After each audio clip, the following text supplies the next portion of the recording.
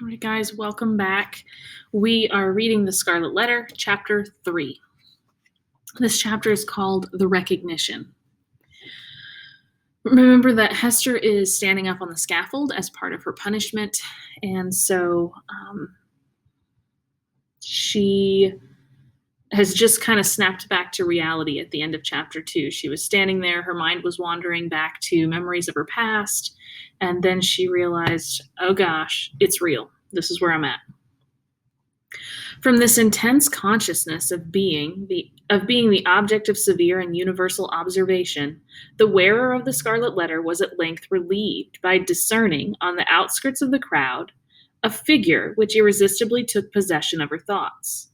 An Indian in his native garb was standing there, but the red men were not so infrequent visitors of the English settlements that one of them would have attracted any notice from Hester Prynne at such a time, much less would he have excluded all other objects and ideas from her mind.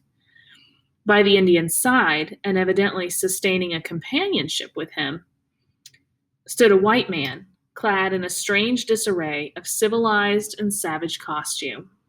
So as Hester is standing up there, somebody has caught her attention. There's a guy out on the edge of the crowd, standing with an Indian.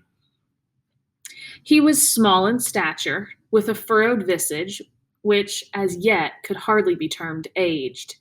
There was a remarkable intelligence in his features, as of a person who had so cultivated his mental part that it could not fail to mold the physical to itself and become manifest by unmistakable tokens. Although by a seemingly careless arrangement of his heterogeneous garb, he had endeavored to conceal or abate the peculiarity, it was sufficiently evident to Hester Prynne that one of this man's shoulders rose higher than the other.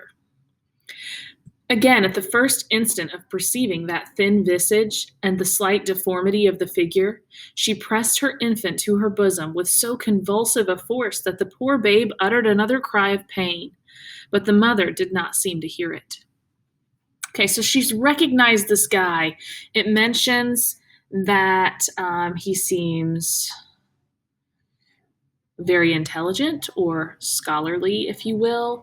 And it also mentions that one of his shoulders is higher than the other, even though it seems like maybe he's trying to hide it.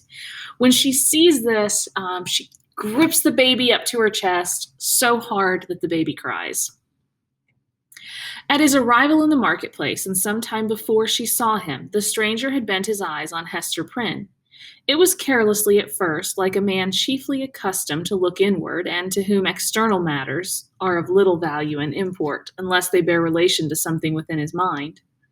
Very soon, however, his look became keen and penetrative. A writhing horror twisted itself across his features like a snake gliding swiftly over them, and making one little pause, with all its wreathed intervolutions in open sight, his face darkened with some powerful emotion, which nevertheless he so instantaneously controlled by an effort of his will, that, save at a single moment, its expression might have passed for calmness. After a brief space, the convulsion grew almost imperceptible, and finally subsided into the depths of his nature. When he found the eyes of Hester Prynne fastened on his own, and saw that she appeared to recognize him, he slowly and calmly raised his finger, made a gesture with it in the air, and laid it on his lips. Okay, so whoever this is, she recognizes him, he recognizes her, and he tells her to be quiet. Then, touching the shoulder of a townsman who stood next to him, he addressed him in a formal and courteous manner. "I pray you, good sir," said he, "who is this woman, and wherefore is she here set up to public shame? You must needs be a stranger in this region, friend," answered the townsman, looking curiously at the questioner and his savage companion. "Else you would surely have heard of Mistress Hester Prynne and her evil doings. She hath raised a great scandal, I promise you, in godly Master Dimmesdale's church." "You say truly," replied the other. "I am a stranger, and have been a wanderer, sorely against my will. I have met with grieving mishaps by sea and land, and have been long held in bonds among the heathen folk to the southward, and am now brought hither by this Indian to be redeemed out of my captivity. Will it please you, therefore, to tell me of Hester Prynne's, have I her name rightly, of this woman's offenses, and what has brought her to yonder scaffold? Okay, so this guy is apparently a stranger in town, so we've got to be wondering why he recognizes Hester, why she recognizes him, and what's more, why he obviously doesn't want anyone to realize that he knows her, because he's asking this guy, who is that lady? Why is she up there? He also mentioned that he has been a wanderer sorely against his will. So it mentions he was among the heathen folk. He's referring to the Indians. So basically, it says he met many mishaps by sea and land. So he had trouble on the boat, which, remember, the time period. So it was normal for settlers to come from Europe and other countries by boat. And he was apparently taken captive by the Indians, and they have now brought him here to trade. They're going to trade him for something they need, apparently. Truly, friend, and methinks it must gladden your heart after your troubles and sojourn in the wilderness, said the townsman, to find yourself at length in a land where iniquity is searched out and punished in the sight of rulers and people, as here in our godly New England. Yonder woman, sir, you must know, was the wife of a certain learned man, English by birth, but who had long dwelt in Amsterdam, whence, some good time agone, he was minded to cross over and cast in his lot with us of the Massachusetts.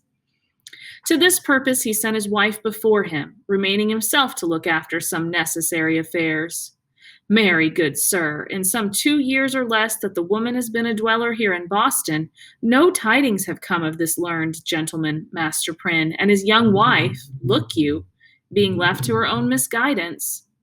Aha, I conceive you, said the stranger with a bitter smile.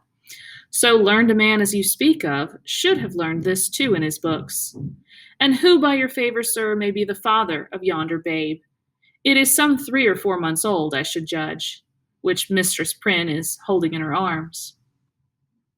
Okay, so the townsman explains that Hester came here, that her husband was English by birth, that he was living in Amsterdam, that he sent Hester, his wife, ahead to sort of get things ready. He stayed back at home to get their affairs in order, to get everything settled. And then basically she just never heard from him. She's been here, it says, some 2 years or less, and she's not heard from her husband in all this time. And look what happened, a woman here without a man to tell her what she needs to do or what she can't do or whatever you want to say. She's gotten herself into trouble. Now the stranger is asked who the father is. Of a truth, friend, that matter remaineth a riddle, and the Daniel who shall expound it is yet a wanting, answered the townsman. Madam Hester absolutely refuseth to speak, and the magistrates have laid their heads together in vain. Peradventure, the guilty one stands looking on at this sad spectacle, unknown of man, and forgetting that God sees him. So the townsman says Hester won't tell who the father is. Nobody knows. The learned man observed the stranger with another smile. The learned man observed the stranger with another smile, should come himself to look into the mystery. So he says her husband probably ought to come and figure it out for himself. It behooves him well if he be still in life, responded the townsman. Now, good sir, our Massachusetts magistracy, bethinking themselves that this woman is youthful and fair, and doubtless was strongly tempted to her fall, and that, moreover, as is most likely, her husband may be at the bottom of the sea, they have not been bold to put in force the extremity of our righteous law against her. The penalty thereof is death. But in their great mercy and tenderness of heart, they have doomed Mistress Prynne to stand only a space of 3 hours on the platform of the pillory, and then and thereafter, for the remainder of her natural life, to wear a mark of shame upon her bosom. Okay, so our townsman explains that the magistrates, the leaders of the town, because Hester was young and she's pretty and she was doubtlessly tempted by a man, um, to commit this crime of adultery, and because they don't know where her husband is and he's probably dead, they decided not to sentence Hester to death, which was the like harshest punishment they could have given her. Instead, she's been in jail. She has to stand on the pillory for 3 hours to face this public humiliation, and then she has to wear the Scarlet Letter on her chest, on her clothes, for the rest of her life. A wise sentence, remarked the stranger, gravely bowing his head. Thus she will be a living sermon against sin, until the ignominious letter be engraved upon her tombstone. It irks me, nevertheless, that the partner of her iniquity should not at least stand on the scaffold by her side. But he will be known. He will be known. He will be known. He bowed courteously to the communicative townsman, and, whispering a few words to his Indian attendant, they both made their way through the crowd. While this passed, Hester Prynne had been standing on her pedestal, still with a fixed gaze towards the stranger, so fixed a gaze that at moments of intense absorption, all other objects in the visible world seemed to vanish, leaving only him and her. Such an interview, perhaps, would have been more terrible than even to meet him as she now did, with the hot midday sun burning down upon her face and lighting up its shame, with the scarlet token of infamy on her breast, with the sin-born infant in her arms, with a whole people drawn forth as to a festival, staring at the features that should have been seen only in the quiet gleam of the fireside, in the happy shadow of a home, or beneath a matronly veil at church. Dreadful as it was, she was conscious of a shelter in the presence of these 1,000 witnesses. So she's talking, or it's talking about how terrible her situation is, to be here in this interview, in front of all the townspeople, all there to stare at her. It's awful, but she realizes in a way that it's kind of a shelter to be here in front of all of these people. It was better to stand thus, with so many betwixt him and her, than to greet him face to face, they two alone.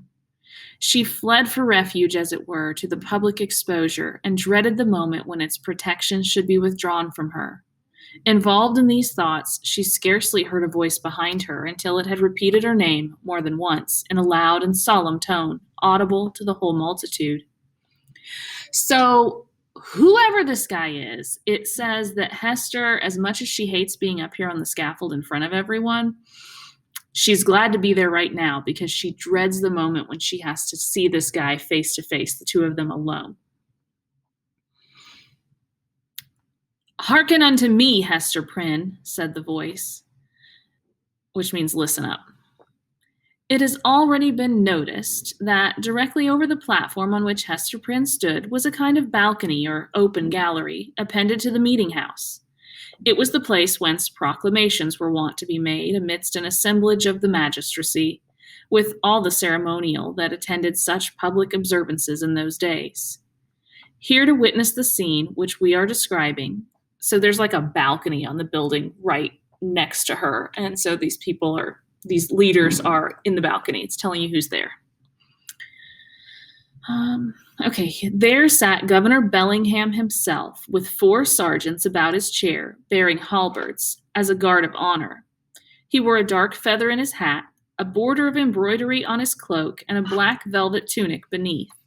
A gentleman, advanced in years, with a hard experience written in his wrinkles.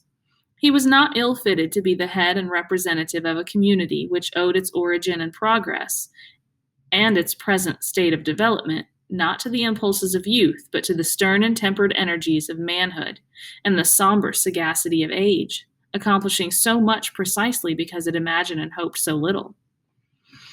So this is the exact kind of guy that has gotten the Puritan community where it is.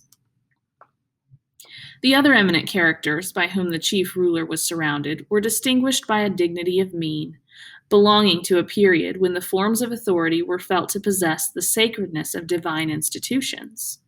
They were doubtless good men, just and sage, but out of the whole human family, it would not have been easy to select the same number of wise and virtuous persons who should be less capable of sitting in judgment on an erring woman's heart and disentangling its mesh of good and evil than the sages of rigid aspect towards whom Hester Prynne now turned her face.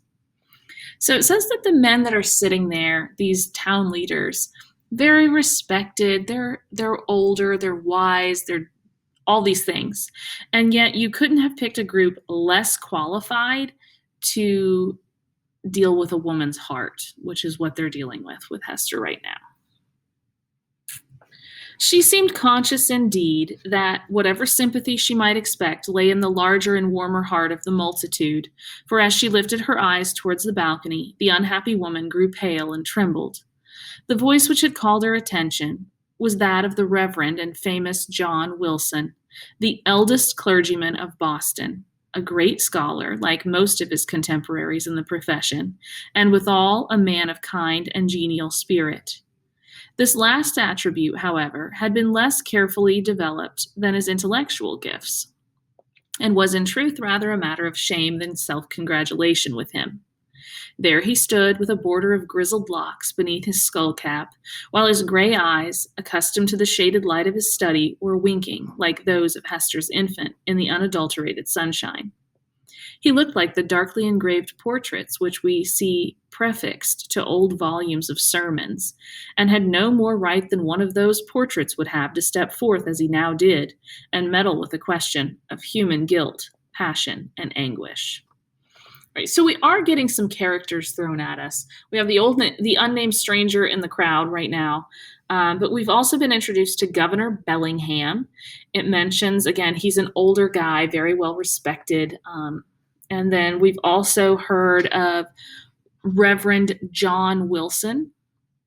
He is the eldest clergyman in Boston. So eldest meaning the oldest clergyman. Again, very well respected, very friendly, although that seems to be less of what's known about this guy. Hester Prynne, said the clergyman, I have striven with my young brother here, under whose preaching of the word you have been privileged to sit. Here Mr. Wilson laid his hand on the shoulder of a pale young man beside him. I have sought, I say, to persuade this godly youth that he should deal with you, here in the face of heaven and before these wise and upright rulers, and in hearing of all the people, as touching the vileness and blackness of your sin.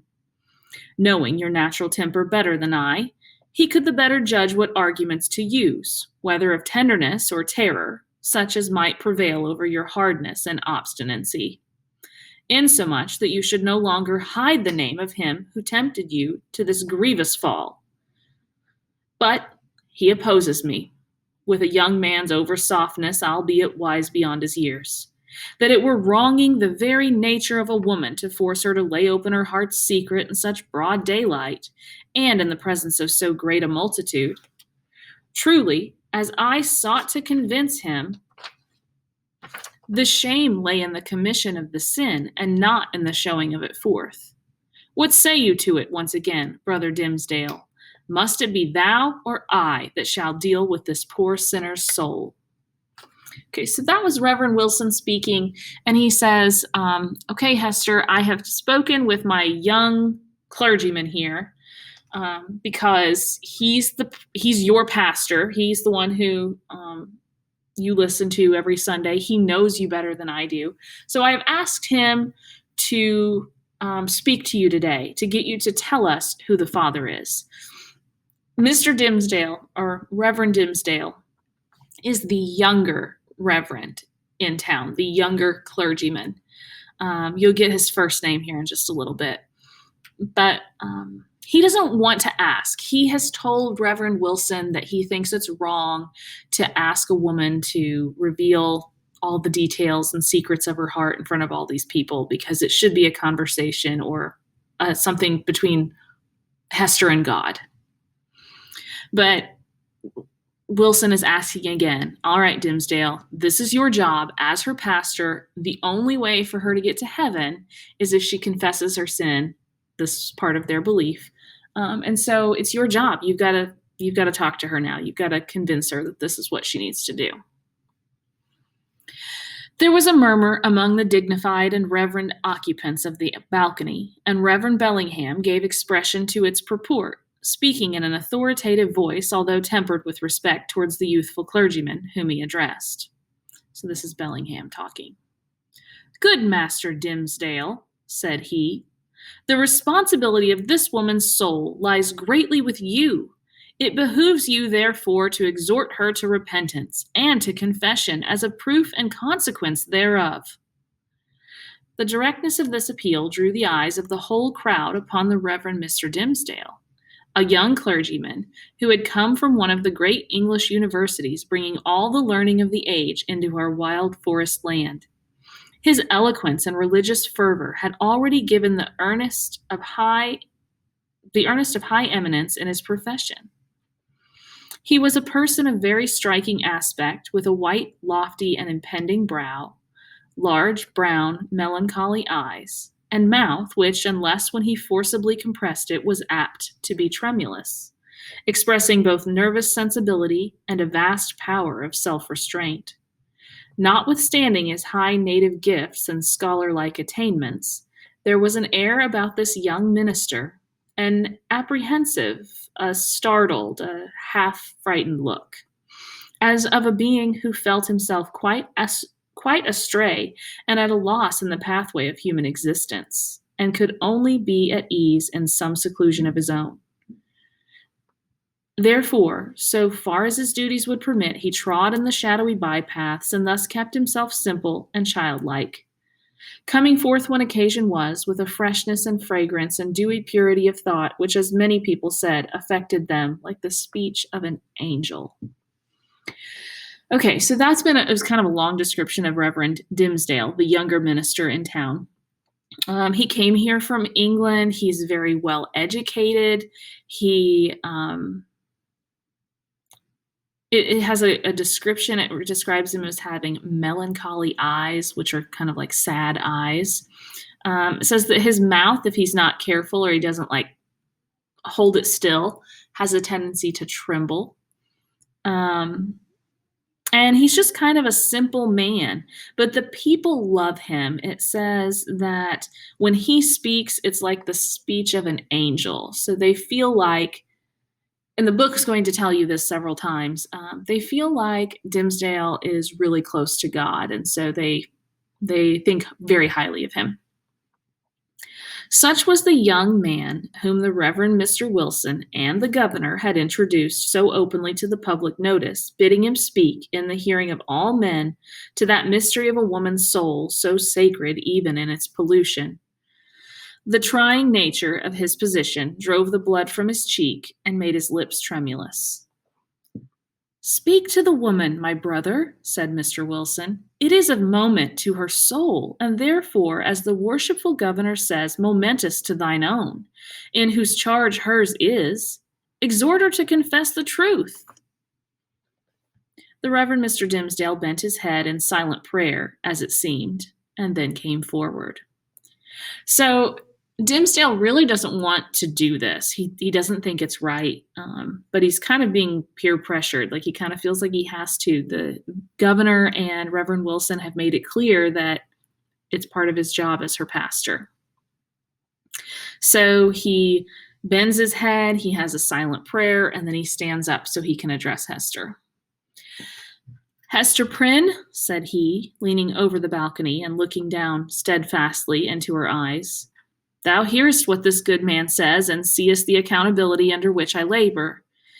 If thou feelest it to be for thy soul's peace, and that thy earthly punishment will thereby be made more effectual to salvation, I charge thee to speak out the name of thy fellow sinner and fellow sufferer. Be not silent from any mistaken pity and tenderness for him. For believe me, Hester, though he were to step down from a high place and stand there beside thee on thy pedestal of shame, yet better were it so than to hide a guilty heart through life. What can thy silence do for him except it tempt him, yea, compel him, as it were, to add hypocrisy to sin? Heaven hath granted thee an open ignominy, that thereby thou mayest work out an open triumph over the evil within thee, and the sorrow without. Take heed how thou deniest to him, who perchance hath not the courage to grasp it for himself, the bitter but wholesome cup that is now presented to thy lips. All right, so Dimmesdale looks at Hester and he says, look, you've heard what they said. I have no choice. I have to ask you.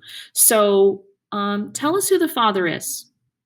If you think it will make help your salvation, help you get to heaven, right?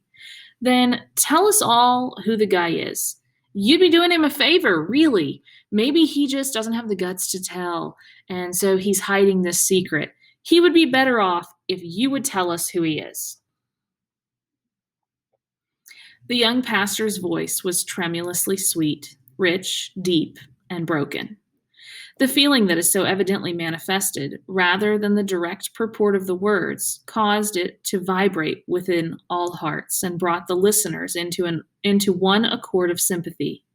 Even the poor baby at Hester's bosom was affected by the same influence, for it directed its hitherto vacant gaze towards Mr. Dimmesdale, and held up its little arms with a half-pleased, half-plaintive murmur. So powerful seemed the minister's appeal that the people could not believe but that Hester would speak out the guilty name, or else that the guilty one himself, in whatever high or lowly place he stood, would be drawn forth by an inward and inevitable necessity and compelled to ascend the scaffold. Hester shook her head. So the people, hearing Dimmesdale's plea, they're like, that's it. She's going to tell, because he was so convincing, and he spoke so well that of course she'll tell. Or if she doesn't, the guy is out here in the crowd and he's going to tell on himself, because look how good he was, how good Dimmesdale's plea was. But Hester shakes her head. Woman, transgress not beyond the limits of heaven's mercy, cried the Reverend Mr. Wilson, more harshly than before.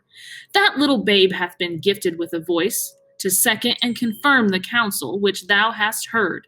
Speak out the name, that and thy repentance may avail to take the scarlet letter off thy breast. So, Reverend Wilson says, look, that baby's going to want to know who the father is, and you should tell us right now. If you tell us, maybe you can take the scarlet letter off. Never, replied Hester Prynne, looking not at Mr. Wilson, but into the deep and troubled eyes of the younger clergyman. It is too deeply branded. Ye cannot take it off. And would that I might endure his agony as well as mine. Speak, woman, said another voice, coldly and sternly, proceeding from the crowd about the scaffold. Speak, and give your child a father. I will not speak, answered Hester, turning pale as death, but responding to this voice which she too surely recognized. And my child must seek a heavenly father. She shall never know an earthly one. So again, Hester is refusing. She says, I will bear the father's agony as well as mine own. So she obviously cares about the guy. And this stranger in the crowd, the guy that she recognized, that we don't really know who he is at this point, he has said from the crowd, speak, give your child a father. You have to do it. And she says, no. She will not speak, murmured Mr. Dimmesdale, who, leaning over the balcony with his hand upon his heart, had awaited the result of his appeal. He now drew back with a long respiration. Wondrous strength and generosity of a woman's heart. She will not speak.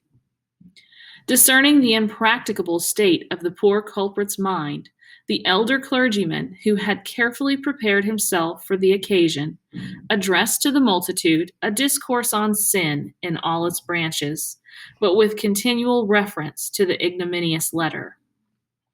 So it's saying that Reverend Wilson, the older clergyman, he has prepared a sermon. And since Hester won't speak or won't confess who the Father is, he is giving this sermon, and it's all about sin, in particular, adultery. So Hester has to stand there while everyone's listening, and while Reverend Wilson talks about her, like calls her out big time, talks about how bad she is and how terrible her crime is. So forcibly did he dwell upon this symbol for the hour or more during which his periods were rolling over the people's heads, that it assumed new terrors in their imagination and seemed to derive its scarlet hue from the flames of the infernal pit. Hester Prynne, meanwhile, kept her place upon the pedestal of shame, with glazed eyes and an air of weary indifference. She had borne that morning all that nature could endure, and as her temperament was not of the order that escapes from too intense suffering by a swoon, her spirit could only shelter itself beneath a stony crust of insensibility, while the faculties of animal life remained entire. So she's not the kind of woman that's going to just faint in a really stressful situation. So she just sort of has to stand there and try to shut it out of her mind, what he has to say and what people are thinking. In this state, the voice of the preacher thundered remorselessly, but unavailingly upon her ears.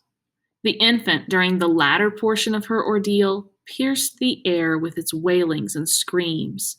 She strove to hush it mechanically, but seemed scarcely to sympathize with its trouble. With the same hard demeanor, she was led back to prison and vanished from the public gaze, within its iron-clamped portal. It was whispered by those who peered after her that the Scarlet Letter threw a lurid gleam along the dark passageway of the interior. Okay, so at the end of the chapter, again, she sort of just has to stand there and try to block it out. The baby is screaming. She sort of mechanically tries to calm the baby. I always picture her kind of patting, hushing the child. But it's not like she's really paying attention. It's just sort of a mechanical response to the situation. She stands her 3 hours. They lead her back to the prison. And that is how the chapter ends. All right, just a very, very quick review of chapter 3. Again, it's called The Recognition. Hester notices this misshapen older Englishman toward the back of the crowd. He turns out to be somebody that she knows from her past because she knows him, he knows her. And he asks a lot of questions about her. Ultimately, he discovers that Hester's refusing to divulge the name of her lover or the father of the child. And so he vows that he's going to find out. He says that he will be known. If nobody else is going to figure it out, this guy seems especially interested.